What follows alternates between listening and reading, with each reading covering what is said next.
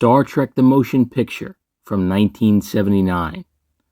Welcome back, everybody. And I want to thank everybody for subscribing and liking and commenting on the videos, because at the time of this recording, at least, we're up over 1,000 subscribers, which feels like a nice milestone. So thanks everyone for your support. And I hope I can keep the videos coming. And I think it's fair to say that Star Trek the Motion Picture is pretty divisive. A lot of people refer to it as the slow motion picture or the motionless picture.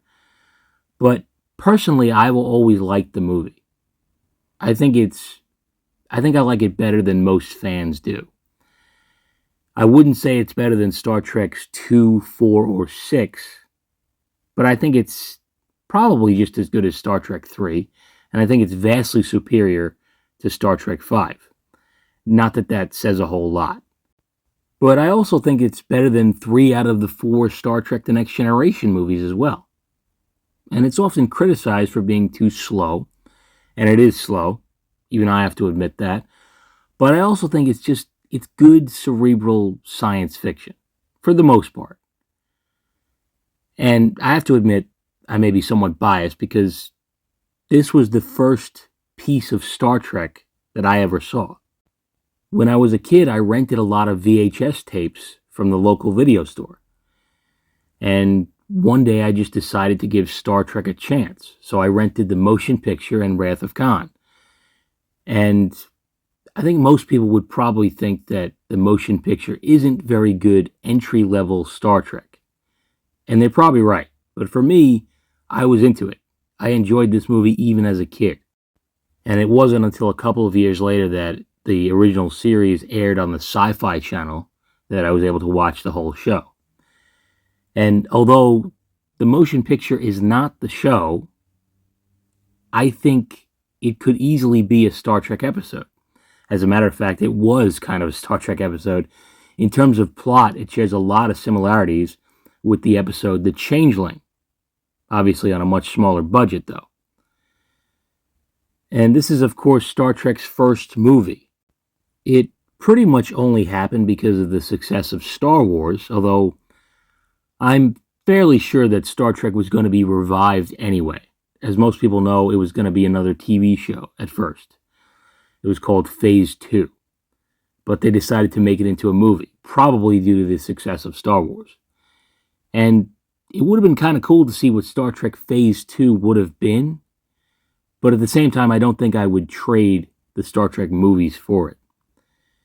In any case, it is a long movie, so I think we should just get started. And I'm going to be talking about the director's cut for this. I think that is the better version. So here we go. Star Trek the Motion Picture from 1979, directed by Robert Wise, starring William Shatner, Leonard Nimoy, DeForest Kelley, Persis Khambatta, and of course, the main cast of Star Trek the original series. The movie opens up with nothing. Seriously, it's just a star field and some music playing for 3 minutes. And with the opening credits, it's about 5 minutes before the movie actually starts. So if you're one of the people that says this movie's boring, there's already some evidence to support your argument. So congrats. Eventually something does happen. 3 Klingon battle cruisers are headed towards some massive anomaly. And the captain of the lead ship is Mark Lenard, aka Sarek. So he has now played a Romulan, a Vulcan, and a Klingon, the trifecta of Star Trek aliens. This is also the first time we see the redesigned Klingons. They were obviously a lot different on the original series and the animated series. And I wonder how people reacted to this change back then. It's not the only big change in Star Trek that this movie presents, but it's definitely the first big one. This is also the first time you hear the Klingon language, and the sounds that they make were kind of invented by James Doohan. And those sounds were eventually turned into a functional language by linguist Mark Okrand, which I think is kind of nuts when you think about it. I mean, That is dedication. I mean, you don't see any language experts turning the noises that the Jawas made in Star Wars into a real language, do you?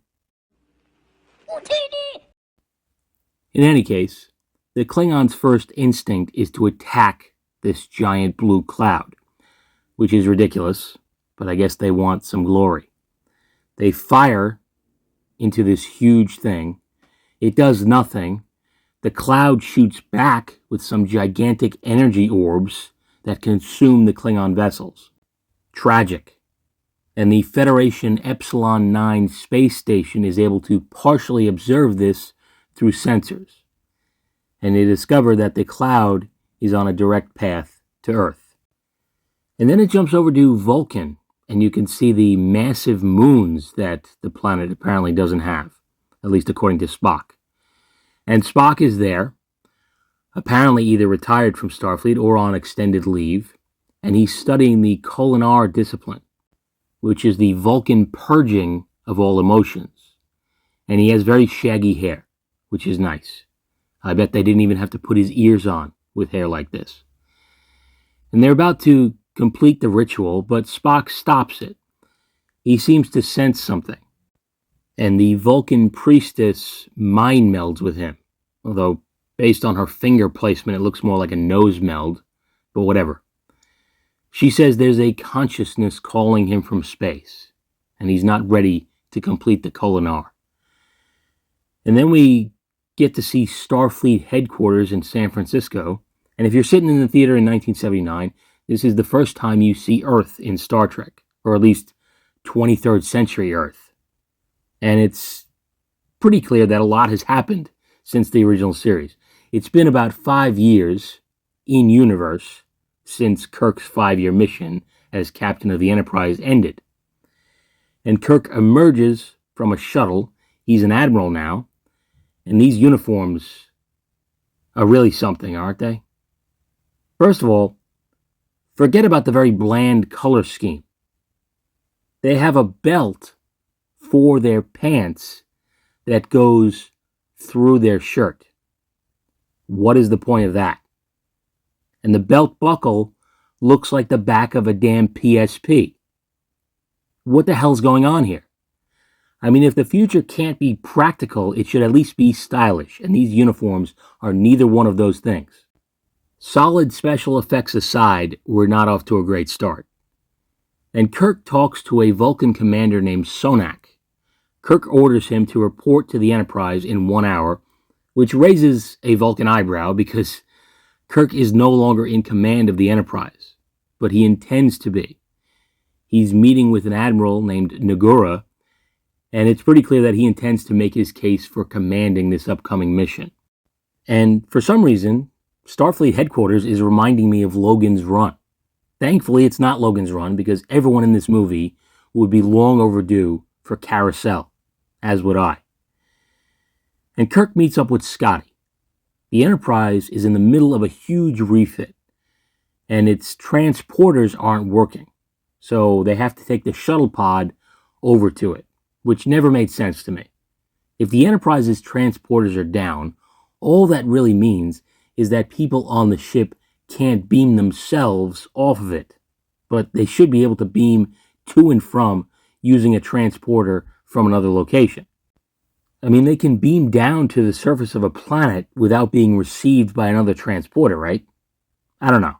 Moving on. With the exception of one horrifying upcoming scene, the transporter will not be a factor in this movie at all. And on the way over to the Enterprise, Kirk gives Scotty the rundown. He says the Enterprise launches in 12 hours because there is an alien object of unbelievable destructive power that is only 3 days away from Earth. And of course, the only starship in interception range is the Enterprise, which is crazy. It's the same problem as the opening of Star Trek Generations. We are at Earth, the heart of the Federation. It's where Starfleet headquarters is located. It's where Starfleet builds its ships. But there's only one starship here. It's madness. Okay, I know I said Starfleet builds its ships at Earth. It doesn't. It builds its ships usually on Mars, but it's close enough, isn't it? I mean, there should be Starfleet ships here all the time. Anyway, Kirk goes on to say that they gave the Enterprise back to him. He's officially taking command, and Scotty assures him that the Enterprise will be ready. And he awkwardly puts his hand on Kirk's arm. And they approach the Enterprise, and they marvel at it for nearly 5 minutes of the running time, with the classic Jerry Goldsmith music playing. And a lot of people criticize this scene, and while it definitely does add to the length of the movie unnecessarily, I don't really care. I never get tired of looking at the refit Enterprise model. I enjoy it, but I can understand how it would be a little nauseating for some fans. In any case, Kirk makes his way through the newly minted Enterprise. He arrives on the bridge, which is in a state of chaos, and the old Enterprise vets are happy to see him, but they tell him that Captain Decker doesn't know he's been relieved of command, so Kirk decides to go tell him. And some of the crew seem more loyal to Captain Decker, as he has been the captain for the entire refit process. And I don't know if it's ever been confirmed in canon, but it's generally accepted that Captain Will Decker is the son of Commodore Matt Decker from the episode The Doomsday Machine, which I think is pretty cool. I mean, that's how you do a reference. If they did that today, they would hit you over the head with it. They'd have Kirk shake Will Decker's hand and say, "I met your father, Commodore Matt Decker, once during our battle with the Doomsday Machine. He was a good man." They just smack you in the face with it, and they would expect the audience to lose their minds over it. So Kirk breaks the news to Decker, and Decker is clearly pissed off about it. He thinks Kirk is using this crisis to get the Enterprise back, which is kind of true. And Kirk tells Decker that he will be staying on as first officer. They end up rushing to the transporter room because there is a malfunction of some kind. Janice Rand is there, and she's trying to receive 2 individuals from Starfleet headquarters, and one of them is Commander Sonak. They start to form, and they hear some distorted screaming, and then they disappear. Kirk asks if Starfleet has them, and some guy says, "What we got back didn't live long, fortunately." Jesus, what the hell happened? What exactly did they see at Starfleet headquarters? I'm kind of picturing that weird creature from Galaxy Quest. It turned inside out? And it exploded. I have no idea, but rest in peace, Commander Sonak. And maybe we should make fixing the transporters a priority at this point. Maybe we should put that at the top of the list, now that 2 people are dead. But it seems like they just kind of move on from this pretty quickly, and Kirk just tells Decker that he'll have to do double duty as science officer as well. And Kirk walks through the halls of the Enterprise, and he has to ask a crewman for directions, which is kind of stunning. The Enterprise is so different that Kirk doesn't even know his way around yet. And I really like that they acknowledge that the Enterprise is vastly different from the original series, because they could have just ignored it, but they don't. And I really appreciate that. And a big portion of the crew are gathered in some big briefing room as Kirk fills them in on all that they know so far. They get a report from the Epsilon 9 station, and the station commander says that the cloud measures 2 AUs in diameter, and AU stands for astronomical unit, and 1 AU is the distance between the sun and the earth. So this thing is obviously pretty massive if it's 2 AUs. And it's interesting because in the director's cut, it's 2 AUs, but in the theatrical cut, it's 82 AUs, which I think they probably realized is a little incomprehensible and ridiculous. 82 AUs sounds like it would blanket the entire solar system, so I'm kind of glad they changed it. and they detect a massive power surge, and the external view of the station shows it being destroyed or absorbed by the cloud. So the threat is obviously very real. And later, on the bridge, the ship's navigator, Lieutenant Ilea, arrives. She's a Deltan, and she used to be romantically involved with Decker.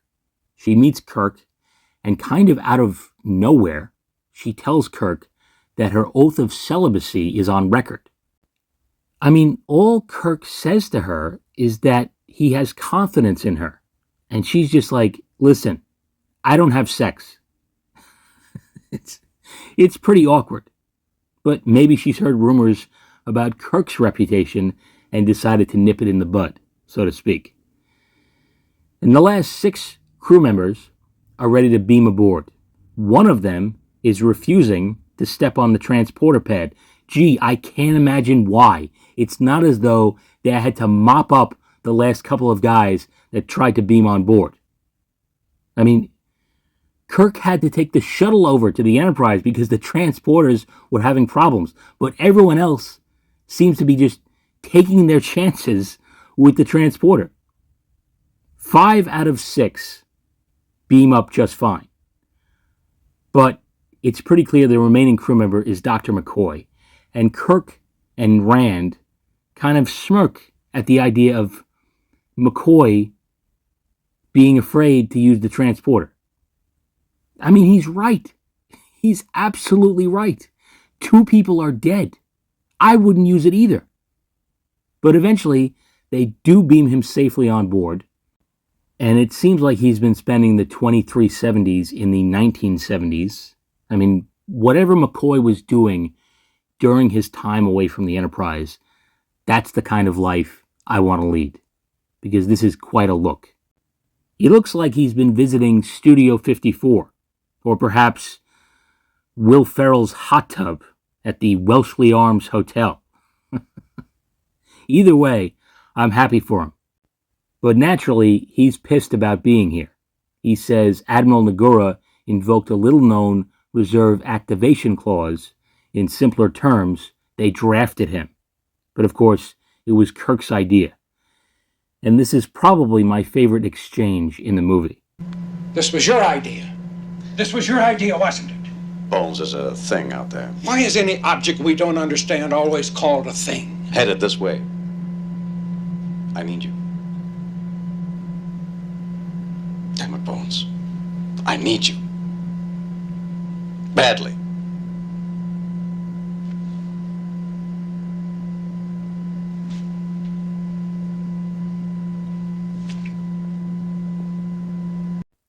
I love that.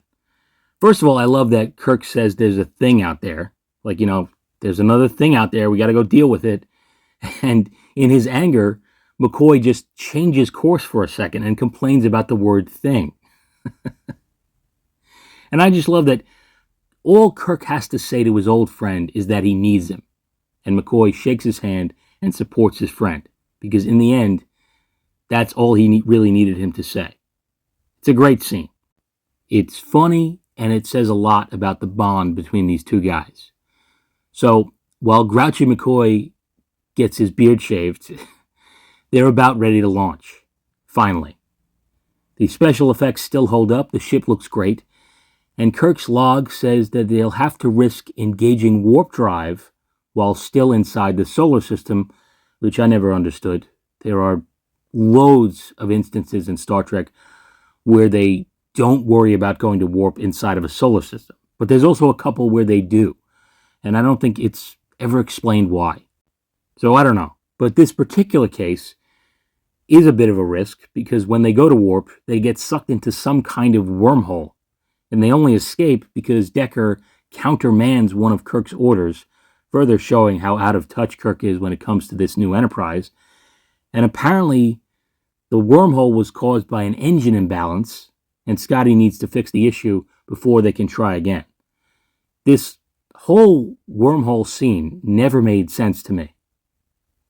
I mean, an engine imbalance can cause a wormhole? And they only got out because they had to shoot some kind of asteroid? And did the wormhole not transport them to someplace else in the galaxy?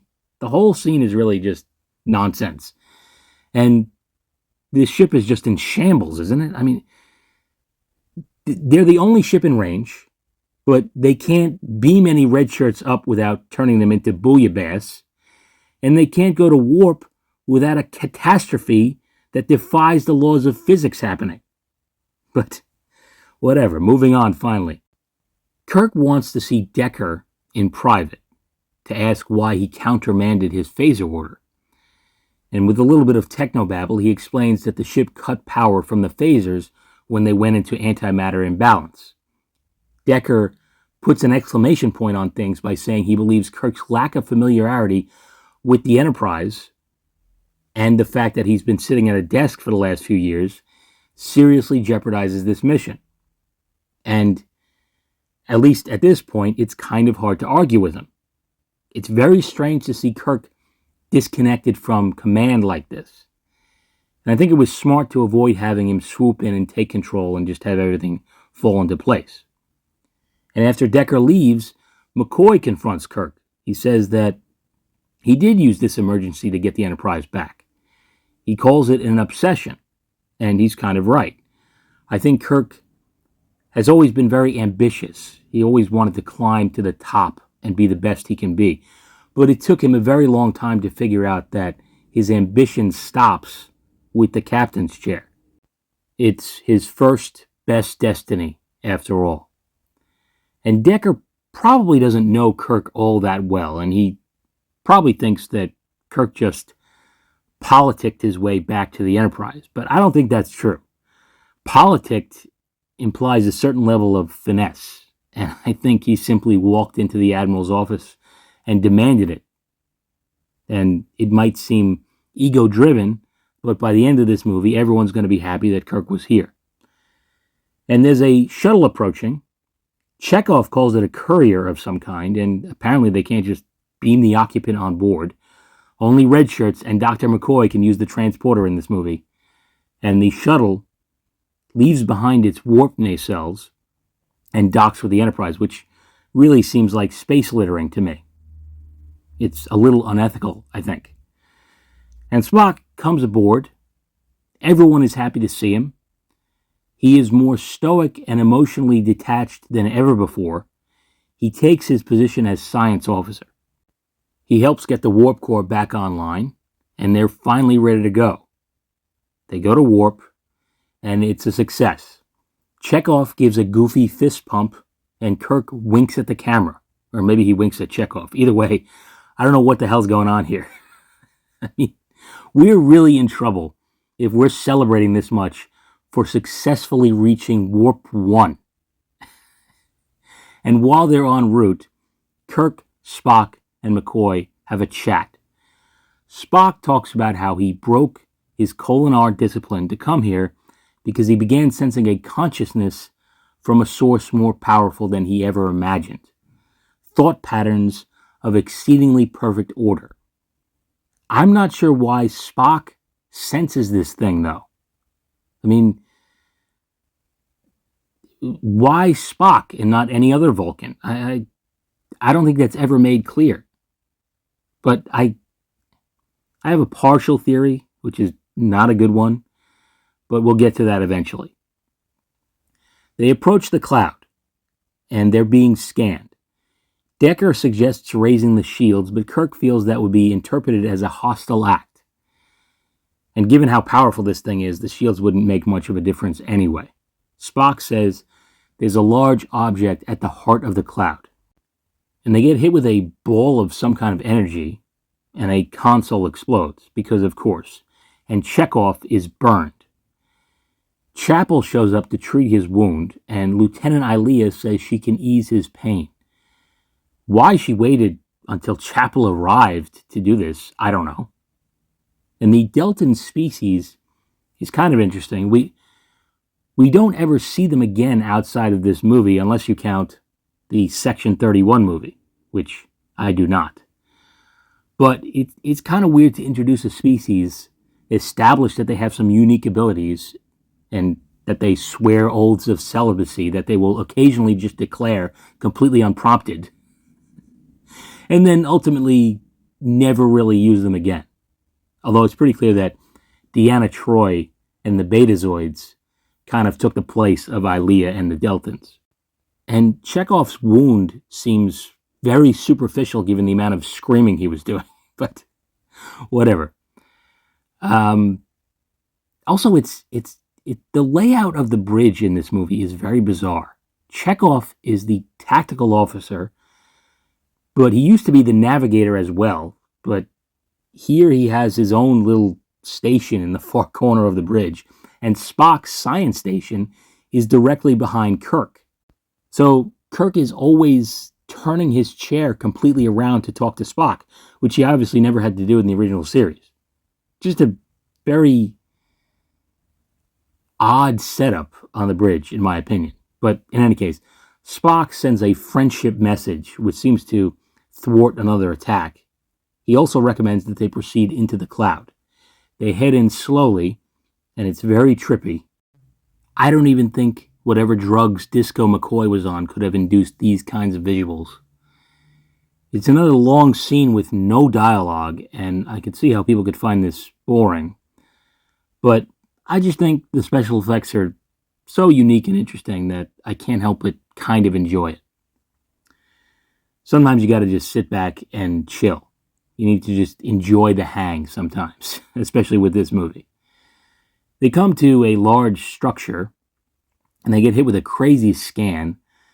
A beam appears on the bridge, and Chekhov asks if this could be one of their crew, but Spock believes it's a probe.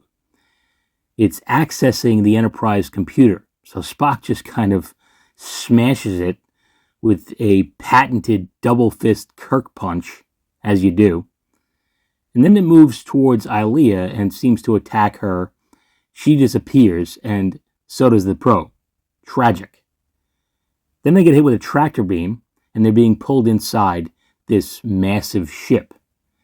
And Decker suggests using phasers to try to break free of it. But Kirk asks, break free to where?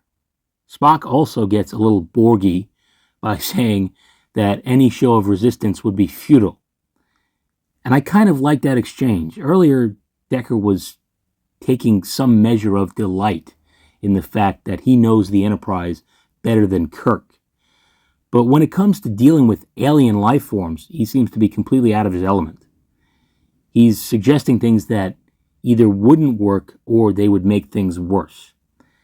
And during this part of the movie, it seems like McCoy enters and leaves the bridge several times, which is just kind of funny. It's like, well, there's nothing up here that I want to be looking at, so I'm out of here. And all their scans are being reflected back. They can't get a read on anything. They are essentially helpless. They finally arrive at what is basically a giant butthole, and Spock says it undoubtedly leads to the vessel's inner mechanism, naturally. Then there's an intruder alert in a sonic shower. They all run to go check it out, and it appears to be Lieutenant Ilea. Why she arrived in the sonic shower, I'll never know, but she's here, except she's clearly been heavily altered. She has a synthetic-sounding voice, and she refers to Kirk as Kirk Unit. The ladies love the Kirk Unit. McCoy scans her with a tricorder and confirms that she's not organic. She's a machine. She says that she's been programmed by V'ger to observe and record the normal functions of the carbon-based units infecting the Enterprise. She's basically a sophisticated probe speaking on behalf of this V'ger that believes the Enterprise is an entity not unlike itself, and it's infested with vermin, aka humans. They ask about Ilea, and the Ilea probe says that unit no longer functions. Kirk asks, who is V'ger? And why does V'ger travel to Earth? She says, V'ger seeks the Creator. And they examine this Ilea facsimile, and they find out that it's basically a perfect mechanical copy. Decker suggests that if it essentially made a copy of Ilea, then some of her memories may still be there too. And his point is supported by the fact that she refers to Decker as Decker and not Decker Unit. So basically the probe seems to have a connection with Decker, and he shows her around the ship and tries to appeal to her humanity, even though she's a Deltan, but you get what I mean. She eventually admits that when her examination of the Enterprise is complete, all the carbon units will be reduced to data patterns, which doesn't sound ideal. And I'm not sure why she's walking around in the world's shortest bathrobe and stripper shoes. Surely they could give her some clothes, but they do not. And elsewhere, Spock decides to take matters into his own hands. He neck pinches a 70s porn star, and he reacts, well, like a 70s porn star would. They told him it's not supposed to feel good, right? Anyway, after John Holmes is asleep, Spock steals a thruster suit and leaves the ship. He starts recording a log as he prepares to go through the V'ger orifice. I mean, everything I've said recently just sounds disgusting, and I apologize. On the bridge, Uhura reports that a thruster suit is missing, and Kirk quickly realizes that it was Spock, and he orders that he be brought back immediately, but then he changes his mind, because he trusts Spock. There are all these questions in the movie about whether Spock's curiosity about this entity would jeopardize the ship in some way, but Kirk never believes that. He has complete faith in his old friend. So, Spock launches himself into the V'ger butthole, as you do, and I'm not really sure why he couldn't just have taken a shuttle. I mean, I think that would make more sense than just using a spacesuit, but I suppose that would have been harder to steal. And Spock sees some wild images of planets, stars, solar systems. He believes this is a representation of V'ger's entire journey. He also sees the Epsilon 9 station, stored here with every detail, as he says. And he also believes that all of this is V'ger.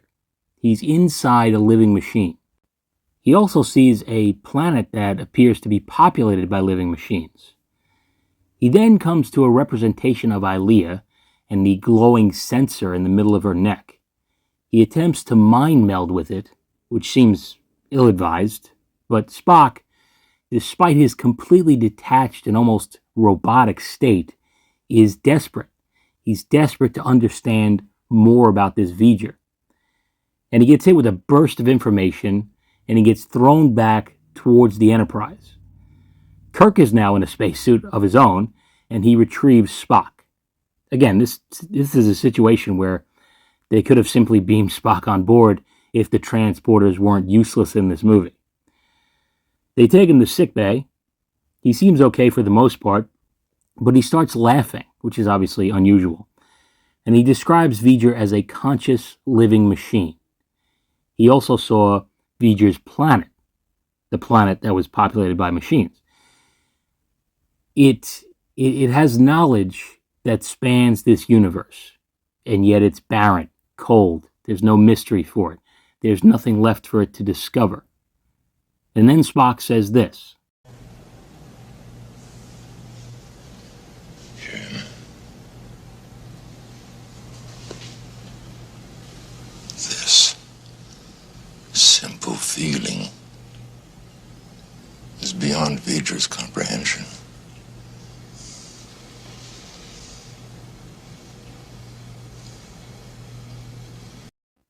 And I really like that scene because it shows you exactly what he's trying to say. For all of V'ger's knowledge and logic, it has no understanding of what it means to have a connection with someone else. It doesn't understand feelings, and yet it seems to be developing them. Spock goes on to say that V'ger is asking questions. Is this all that I am? Is there nothing more? It has no understanding of humanity, but it seems to be asking very human questions. And Uhura reports that they're 3 minutes from Earth's orbit. I didn't even really consider that V'ger has been moving this entire time. And the cloud begins to dissipate a little, and the V'ger ship becomes easier to see, and it's a pretty cool design. It begins transmitting a signal to Earth using simple old-style radio, which of course raises some questions.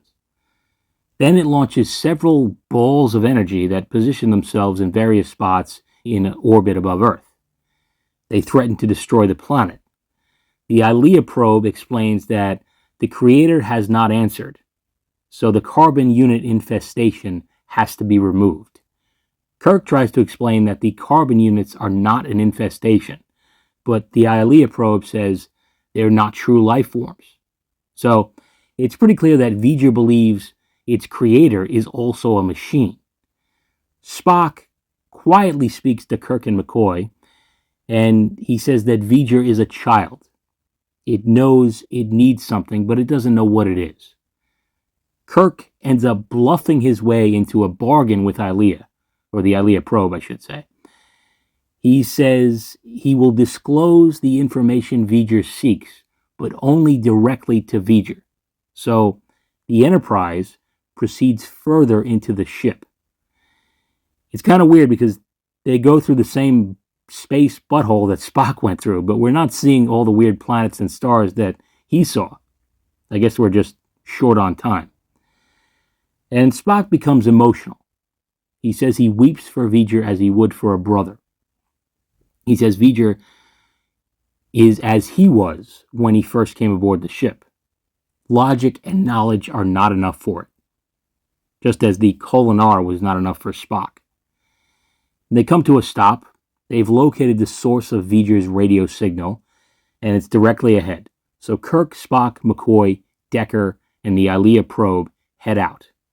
And you can see them emerge from the saucer section of the Enterprise, so it kind of gives you a little bit of a sense of scale. But I always thought it looked a little off. They look a little too big in that shot. Like, I think they're bigger than they should be, but whatever. There's apparently air in here, which is nice, I guess. And they finally confront V'ger. It's an old interstellar probe, apparently from Earth. Kirk examines it, and it does appear to say V'ger on it, but upon further inspection, it actually says Voyager.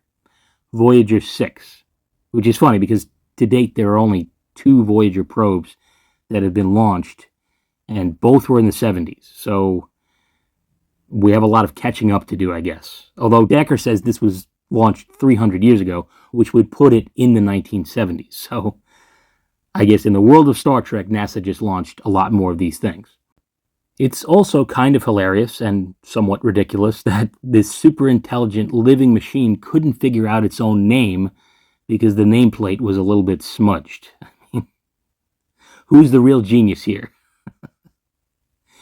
And Voyager's mission originally was to collect as much data as possible and transmit it back to Earth. And it apparently got lost somehow through a wormhole or something and ended up on the other side of the galaxy where it was found and altered by this race of living machines. But its original directive is still intact.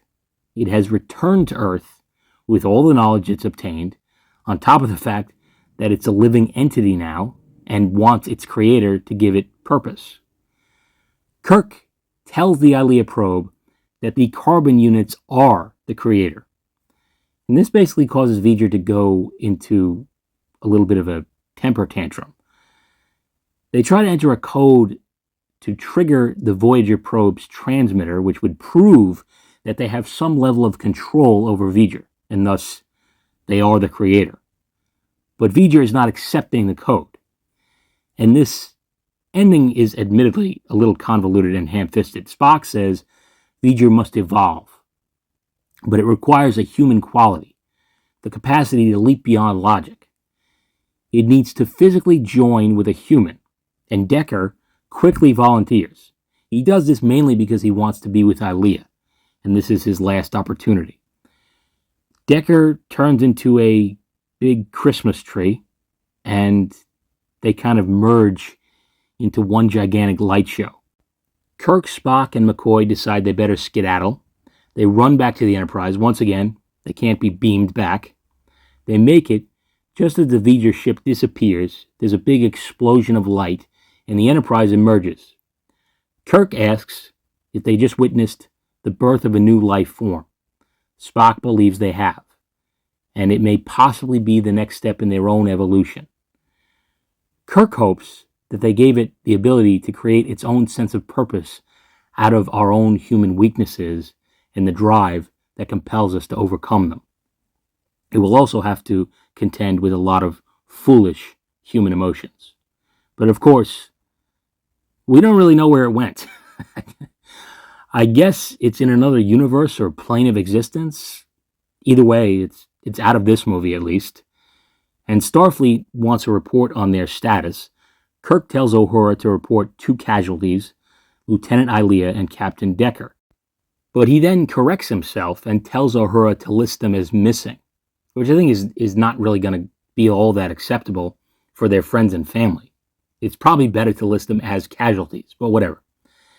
They decide to give the Enterprise a proper shakedown. Spock says there's no need to return him to Vulcan. His task there is completed. And Kirk orders them to warp, and the movie ends. And there are several non-canon sources that say that Kirk took the Enterprise on a second 5-year mission after the events of this movie. And in my head, that is canon. And it makes sense because Wrath of Khan takes place about 6 years after the events of this movie.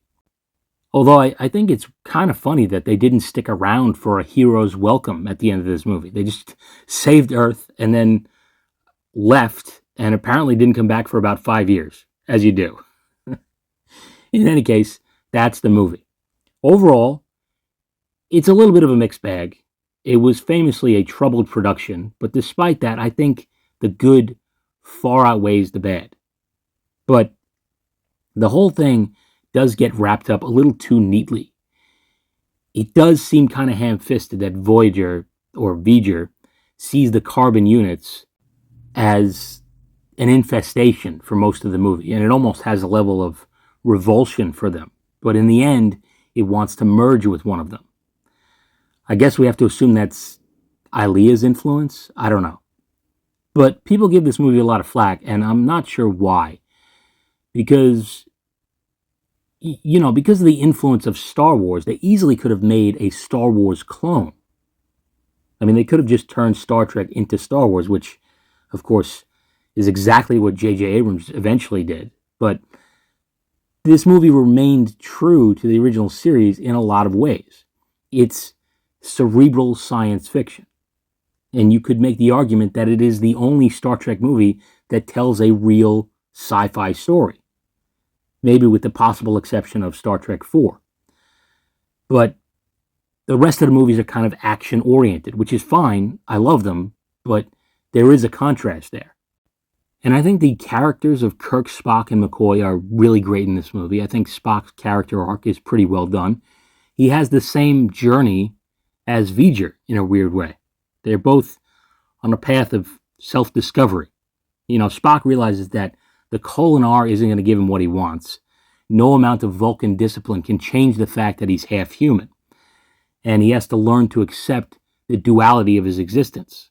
Just as V'ger has to eventually accept that it needs a human quality in order to evolve. Pure logic is not enough for either one of them. Although I still have no idea why Spock could sense V'ger. If I had to guess, it would be that maybe V'ger was the one that could sense that Spock had similar questions about his own purpose in life. So because of that, V'ger reached out to Spock in some way? I don't know. It doesn't make any sense to me. And I think that's one thing about the movie that really doesn't jive no matter how you examine it. But if you have an explanation for it, please let me know. I have not read the novelization written famously by Gene Roddenberry, although I do hear it is interesting, to say the least. And as I said, the 3 main characters are great in the movie. It's good to see Kirk get his mojo back by the end of it. But unfortunately, the rest of the characters are even more shortchanged than usual.